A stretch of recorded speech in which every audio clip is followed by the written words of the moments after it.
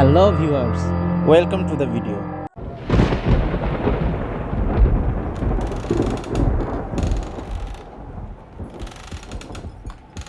স্পর্শ করা গেল সূর্যের উঠোন। নাসার সৌরযান পৌঁছে গেল সূর্যের আবহাওয়া মণ্ডলের বাইরের স্তরে। এই অংশের নাম করোনা। গত বছর এপ্রিল মাসে চালানো হয়েছিল অভিযানটি, কিন্তু এরপর সমস্ত তথ্য প্রমাণ বিশ্লেষণের পর মঙ্গলবার মহাকাশ গবেষণা সংস্থা নাসা এই সাফল্যের কথা প্রকাশ্যে এনেছে। সূর্য নিয়ে সাধারণ মানুষের আগ্রহের শেষ নেই, আর সূর্য নিয়ে এই অগাধ কৌতূহল নিবৃত্ত করতেই একটি বিশেষ অভিযানের পরিকল্পনা করেছিল নাসা। জানা গিয়েছে, চলতি বছর নাসার তৈরি করা বিশেষ মহাকাশযান পার্কার সূর্যের বহিরাবরণ করোনাতে পৌঁছায়। 2018 সালে প্রথম সূর্যের উদ্দেশ্যে রওনা দিয়েছিল পার্কার। এর আগেও বেশ কয়েকবার সূর্যের কাছাকাছি পৌঁছতে সক্ষম হয়েছিল এই যান। সেখান থেকে সূর্যের একাধিক ছবিও পাঠায় পার্কার। কিন্তু করোনাকে স্পর্শ করা নিঃসন্দেহ একটি বড় সাফল্য।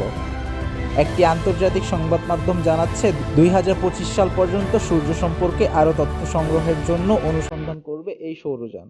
নাসার হেলিওফিজিক্স শাখার আধিকারিক নিকোলা ফক্স বলেন, ইতিহাসে এই প্রথম এত সফল সূর্য অভিযান সম্পন্ন হলো। মাইলস্টোন তৈরি করেছে এই অভিযান। জানা যাচ্ছে, এই অভিযানের ফলে সূর্য সম্পর্কে অনেক রহস্য ভেদ করা সম্ভব হবে।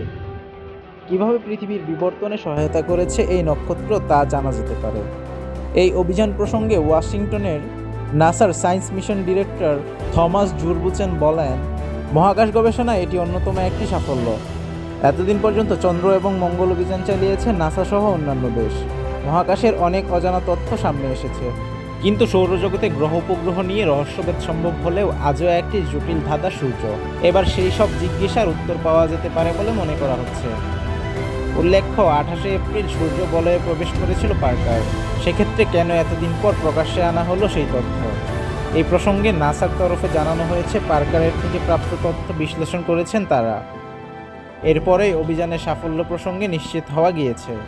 সমস্ত তথ্য প্রমাণ হাতে আসার পরেই আনুষ্ঠানিকভাবে ঘোষণা করা হয়েছে। এই ছিল আজকের ভিডিওতে। এমনই আরও বিজ্ঞান ভিত্তিক ভিডিও পাওয়ার জন্য অবশ্যই চ্যানেলটিকে সাবস্ক্রাইব করে আমাদের পাশে থাকুন। সম্পূর্ণ ভিডিওটি দেখার জন্য ধন্যবাদ।